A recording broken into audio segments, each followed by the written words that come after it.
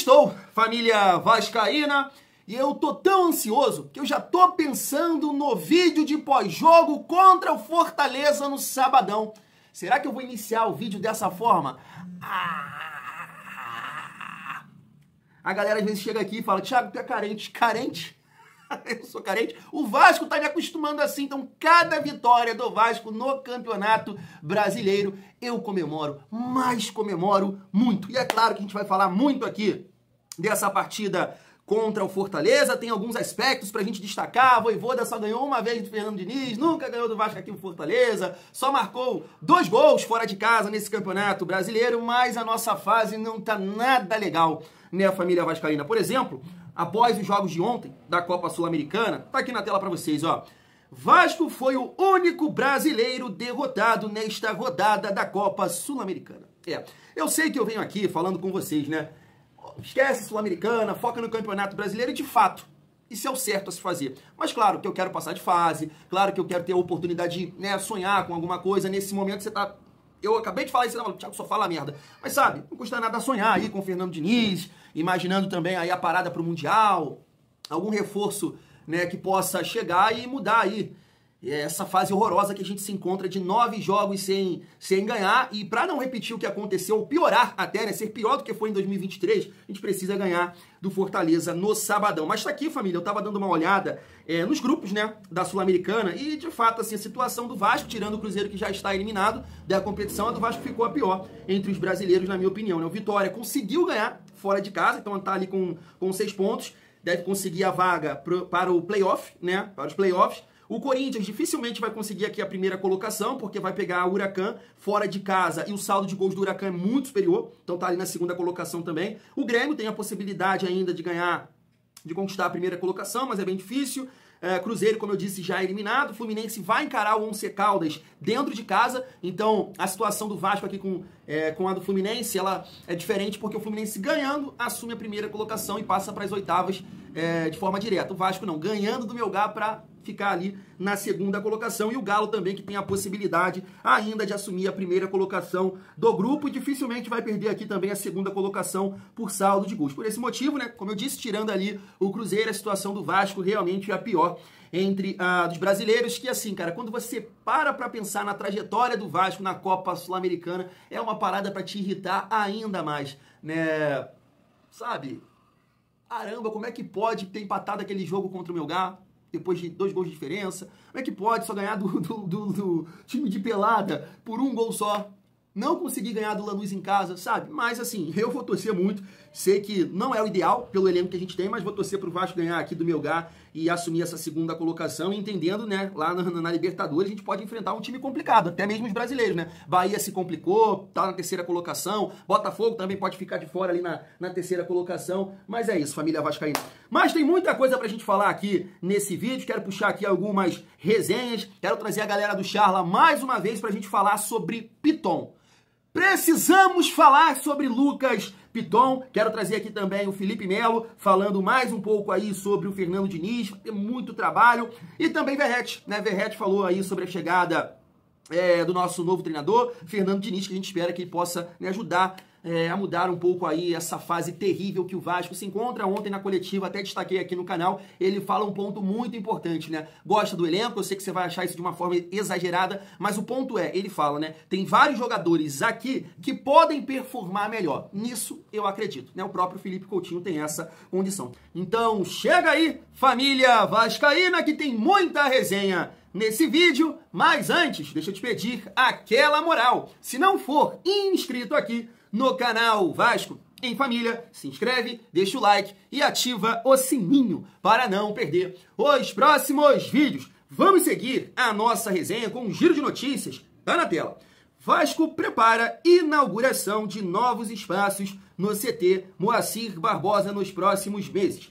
As novidades fazem parte de um processo de modernização da estrutura de treinamento do clube, que deve ganhar reforços importantes no suporte aos atletas e à comissão técnica. Tá aí, né? Muito importante essa questão de estrutura, é um diferencial nesse mercado competitivo, né? Tanto, né, para a comissão técnica, também para atletas, tanto que o Vasco utilizou desse argumento, né, para contratar um novo treinador no início do ano, né? Falando que gostaria de treinadores brasileiros, porque o estrangeiro ele pode, né, gostar da estrutura e aí complicar. O Ramon Dias, né, reclamava muito disso aqui, né, dizendo que tinha que melhorar bastante essa questão de estrutura no CT. Né? Até banho, o Ramon Dias falava que tinha dificuldade de tomar no CT. Então isso aqui é um passo muito importante, né? Existia, eu acho que um planejamento inicial de gastar 30 milhões, mas devido, né, ao Vasco também olhar para o futebol, sei que as contratações, né, não ajudaram muito nesse momento.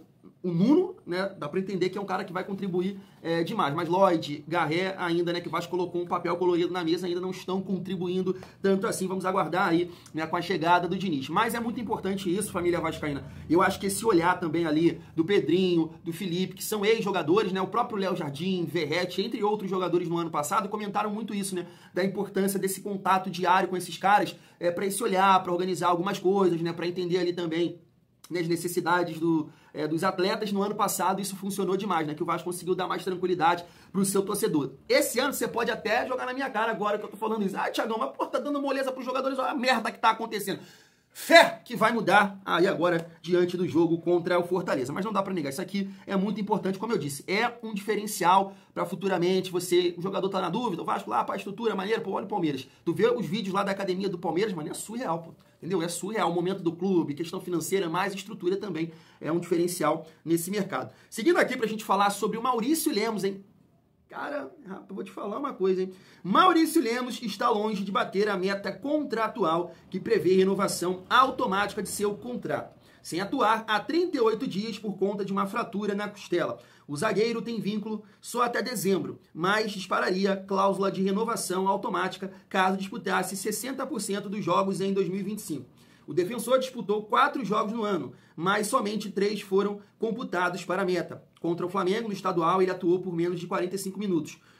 Como o Vasco já fez 29 jogos no ano, na estatística, o uruguaio disputou 10% das partidas. Tem aqui a informação do GE. Não dá nem assim pra gente falar, tem que renovar isso e aquilo, porque o Maurício Lemos, ele veio de uma temporada no Galo que ele não conseguiu jogar muito, né? Teve lesões e aí quando voltou não foi utilizado. E esse ano teve uma infelicidade ali, né? Muita gente fala que é, de fato, uma lesão muito difícil de curar e tudo mais na costela, né? Foi contra o Puerto Cabello, desde então não voltou a atuar. Mas jogou bem, né? Tanto que calou aqui a minha boca, que no início do ano com o Carille, no início do Campeonato Brasileiro, eu falava aqui, pô, Carille não mexe na defesa, arruma qualquer outra coisa aí, mas a defesa tá aqui, eu sei que falhou ali, aqui, mas os caras estão jogando bem até então, né? João Vitor e Lucas Freitas. Não, ele bancou, né, a entrada do Maurício Lemos e de fato foi muito bem. Contra o Santos, fora de casa contra o Melgar, tava fazendo uma excelente partida até o erro do segundo gol, mas você falar assim, renova, né, dá pra renovar? Não sei, porque ele tem esse histórico de lesão lá no Galo, e aí quando tava tendo sequência, infelizmente, não foi uma lesão muscular, foi uma infelicidade, o cara, né, tava com o joelho assim, ele caiu, e aí machucou, mas vamos aguardar, né, a gente espera que ele possa se recuperar o mais rápido possível, caso tenha, né, mais oportunidade, né, se jogar bem, aí é uma outra questão para ver se futuramente a gente pode renovar com ele ou não. Família, trocando uma ideia sobre a SAF, a gente sabe que o Vasco fechou, né, com uma empresa para ajudar nesse sentido, a buscar investidores. O GE deu essa notícia no dia de hoje, tá aqui, ó. O Vasco chegou a cogitar uma viagem à Europa em abril para encontros presenciais com grupos interessados em investir no clube. A intenção era acelerar as conversas com os investidores, com os quais já há acordos de confidencialidade, NDAs, né, assinados, demonstrando o empenho da diretoria em avançar nas negociações. No entanto, apesar da disposição vascaína em viabilizar as reuniões, os encontros acabaram não acontecendo. Os potenciais investidores alegaram indisponibilidade de agenda, o que adiou os planos de avanço nas tratativas. Tá aí, cara, bate com o que o Pedrinho fala, mas sim, a maioria, não sei se é a maioria, né, mas muitos torcedores não acreditam, né, nessa narrativa aí do Pedrinho. Aí você pode até, né, acreditar aqui numa teoria da conspiração, será que já é o GE dando ali uma moral para o presidente Pedrinho, que está sendo muito cobrado nesse sentido, né? Inclusive o Bruno Mazeu fez um desabafo agora recente, falando que a diretoria não quer vender, e ele votou na gestão, não é para isso, para o associativo continuar no comando. Mas eu penso assim também, cara. Eu acho que não é dessa forma que a galera acha, que é fácil achar um investidor, olhando a situação do Vasco, a dívida do Vasco, a situação jurídica que o Vasco se encontra hoje com a 777, com a ACAP nesse momento. Então não acho que é assim, cara. Essa facilidade toda que muita gente acha que é só uma questão do Pedrinho. Ah, não tá fazendo esforço nenhum. Não acho que seja assim. E tem um outro detalhe também, é você escolher o parceiro certo, né, cara? Que também não é fácil. Né? Eu falo isso aqui algumas vezes. Olha a nossa situação. O Vasco foi vendido para 777 pintaram o mundo das maravilhas. Cara, outro dia agora, eu tava agora há pouco vendo um corte, mais um corte do Flávio Diniz, isso aparece pra mim, ele falando da gestão de futebol e comparando com a gestão de futebol da 777. É muito engraçado, irmão. Cara, aí ele fala que foi uma merda, os resultados, em 2024 também começou mal, mas o departamento de futebol era isso, era aquilo, fazia, pá, não sei o que, e esse não acontece nada. Eu fico assim, ó. É surreal tu escutar uma coisa dessa. O cara não tem, fala bem, não, o Flávio Diniz fala muito bem, mas ele não tem argumentos, porque ele defendeu muito essa merda que foi a 777 e tenta, né, aqui, mas a do Pedrinho é pior ainda. Não, faça-me um favor, né, gente? Pô, pelo amor de Deus. Falando aqui de um outro assunto que gera muita polêmica e críticas à gestão, tá na tela pra vocês, ó. Pedrinho avaliou a possibilidade de colocar Felipe na base, mas chegada de Diniz, fez com que isso mudasse. Felipe tem boa aceitação do elenco, mas um perfil de comunicação difícil, o que fará aparecer menos. Diniz vê o diretor técnico como peça importante no departamento de futebol do Vasco. Essa questão da comunicação todo mundo percebeu, né, depois do caso do Capasso. Assim, eu defendo muito aqui a gestão, a galera sabe, sou um passador de pano nesse sentido. Já falei aqui que quero parar de passar. Se eu entender que tem um outro projeto ou apareceu, sei lá, uma empresa séria que pudesse de fato, né, comprar o Vasco, beleza, não tem problema nenhum. Mas hoje, né, pela honestidade que eu vejo, pela credibilidade que o Pedrinho passa, vai errar, vai acertar, vai. Mas é um processo, não é fácil. Né? Foi o que o Thiago Leifert falou aqui ontem. Tem uma galera colocando na conta dele que o Pedrinho está acabando com o Vasco. Não é assim. Todo mundo sabe que não é, sabe? Então, mas essa questão aqui do Felipe, né? Teve até um amigo que mandou uma mensagem pra mim lá no privado, na outra rede social, falando, poxa, Thiago, mas o Felipe foi peça importante aí no projeto, na estrutura que levou o Vasco a ser campeão lá do Sub-17, na base e tudo mais. Mas, assim, é uma questão realmente de você ter o entendimento do próprio posicionamento do Pedrinho, sabe? Ele demitiu o Carille alegando, claro, as atuações, mas dizendo da pressão externa, né? Demitiu um diretor de futebol, o executivo de futebol, e só ficou o Felipe. Então, claro que é pela amizade, não é pela competência, né? E até mesmo pela fala do Felipe em relação ao Capasso, né? Qualquer outro profissional não estaria no Vasco. Então tem isso. Então o Pedrinho chama essa responsabilidade, essa pressão, e aí leva, né, a várias críticas. Isso aí não dá para defender de forma nenhuma, mas é isso, né? A torcer para que os resultados em campo possam ajudar e aliviar essa pressão. Eu não sei se de fato o Diniz, né, o Felipe também elogia muito o Diniz, mas, né, não sei como é que é o dia a dia do Felipe para auxiliar, para ajudar o Diniz, sinceramente, eu não sei, família vascaína, mas é como eu disse, eu acho que o Felipe, por tudo que aconteceu, por essa pressão que o Pedrinho justificou a demissão do Fábio Carille, também não deveria estar no Vasco, né? Seguindo aqui a nossa resenha, pra gente falar um pouco sobre a partida contra o Fortaleza, mais um jogo difícil, né, se eu não me engano, Fortaleza está com 10 pontos e o Vasco é o primeiro na zona de rebaixamento com 7 pontos. Então, um jogo muito importante para a gente aliviar essa pressão, sair, né? Quando você começa a ficar ali, cara, na parte de baixo, nesse momento Z4, aí tu vê os times com 9, com 10, e aí já gera uma pressão que eu não gosto. Acelera aqui a minha calvície,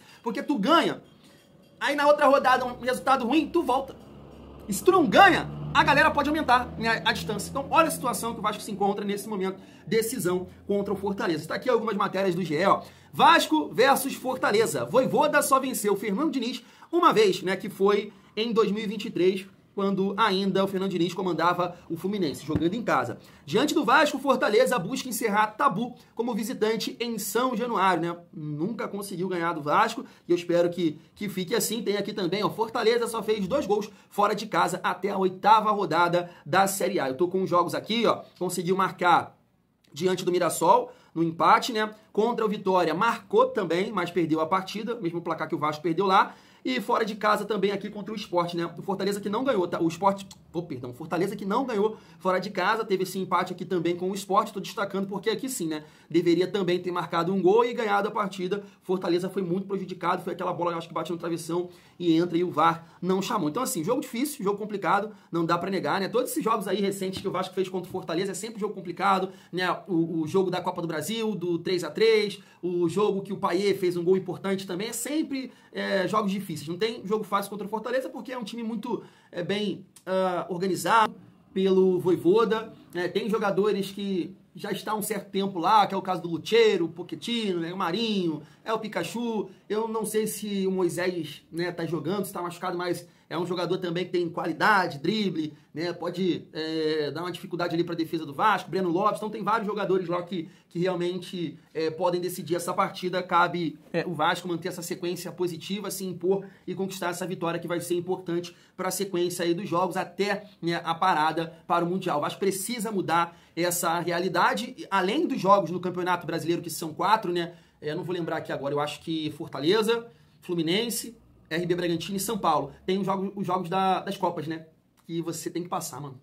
Tem que passar do Operário, tem que passar pelo Melgar pra dar uma tranquilidade pra gente aí, pra sequência da temporada. E aí, pra finalizar o nosso vídeo, a gente vai trazer aqui o Verrete falando do Diniz, Felipe Melo também, e eu quero trazer uma resenha do Charla, né, falando sobre o Lucas Piton. Eu acho que dá pra gente trabalhar aqui tudo, família vascaína. Tá na tela pra você. As expectativas são as melhores sempre, como falava recién. A gente se prepara para dar o melhor, a gente se prepara para conquistar coisas.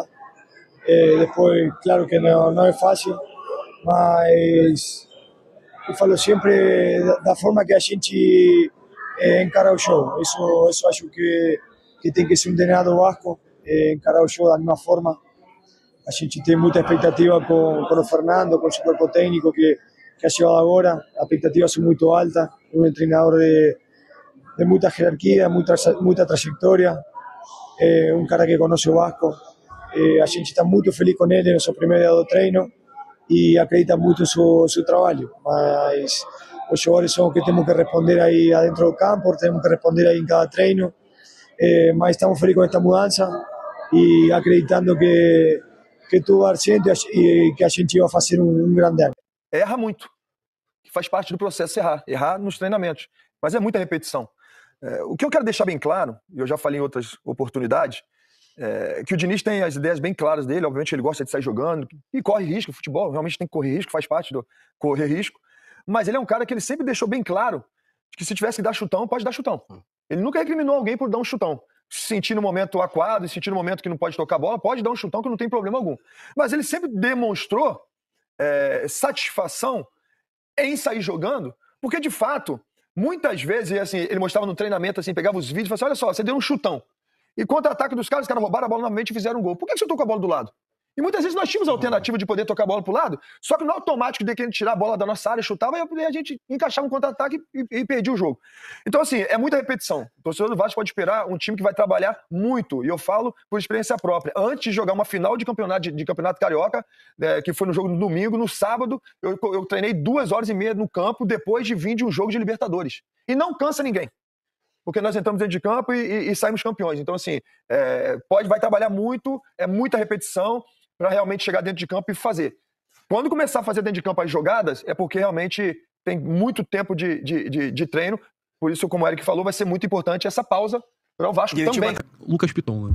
Cara, o lateral esquerdo, o Lucas Piton, por exemplo, vamos lá, até certo ponto a gente entende o Coutinho que tava no Catar, que vem numa fase mais decrescente da carreira. Então o quê? Terceiro ano de Vasco já? Terceiro ano de Vasco. A gente consegue entender o Coutinho não correr. A gente consegue entender, a gente fica indignado, a gente questiona, mas a trajetória, a carreira do Coutinho faz ele chegar hoje, tu fala com 32 anos e fala assim, beleza, ele pode não correr. O Lucas Piton, ele não pode deixar de correr, ele não pode deixar de fazer a linha errada. É o segundo jogo seguido que ele faz a linha errada. E se puxar mais atrás no ano, é a quinta, sexta vez que ele erra uma linha. Eu sei que o Vasco passou Carille, passou Felipe e agora tá com o Fernando Diniz. São 3 métodos de trabalho diferentes. Isso, porra, além de tudo, confunde o jogador, né? Sim. Eu entendo isso. Confunde. Confunde pra caralho. Mas, porra, o Lucas Piton não pode, mano. O Lucas Piton, ele não consegue correr, gente. Quem é o banco dele? O Vitor Luiz, pô.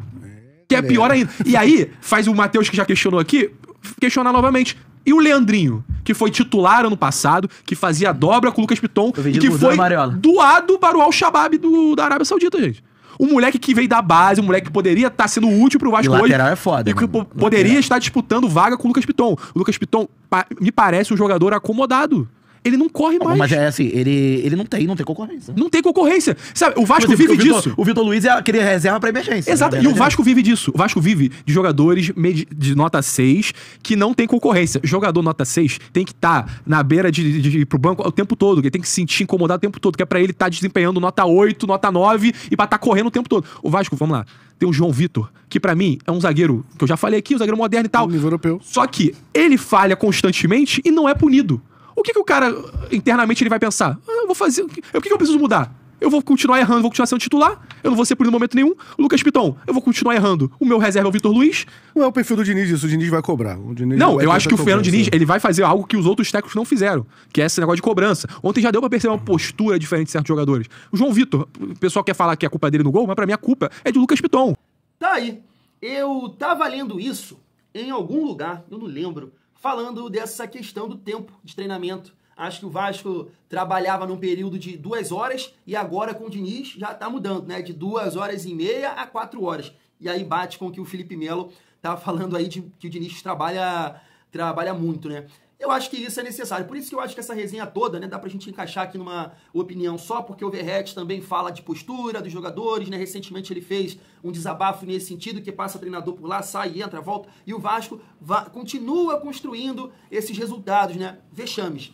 Criciúma, Flamengo, Preto Cabelo, o Vitória foi um vexame, né? Porque com 1 a mais você não conseguir ganhar do Vitória, com todo respeito ao Vitória, entre outros resultados aí. Então o Verratti chamou essa responsabilidade, que não é só treinador, parte tática, não, é a postura também dos jogadores em campo. Então eu entendo que essa questão de trabalhar bastante, né? Um novo treinador, passar essa confiança, cobrança, que muitos desses jogadores, claro, precisam, eu acho que o Vasco pode ter uma virada. Em relação ali, né, ao Lucas Piton, cara, eu concordo. Eu só tenho que pontuar aqui a questão do Leandrinho, que foi uma condição imposta pela 777. Beleza, você pode até falar, você pode até alegar, mas não, Thiago, então o Pedrinho deveria arrumar um outro jeito de pagar isso aí, né, porque o Vasco devia ainda o Al-Shabaab. Então utilizou o Leandrinho para ajudar nesse sentido, né, um empréstimo. E aí eu acho que tem sim um valor fixado. Mas foi com o Leandrinho que o Vasco pagou uma parcela aí do Paulinho e poderia, né, sofrer um transfer ban. Então foi por isso que o Leandrinho foi pra lá.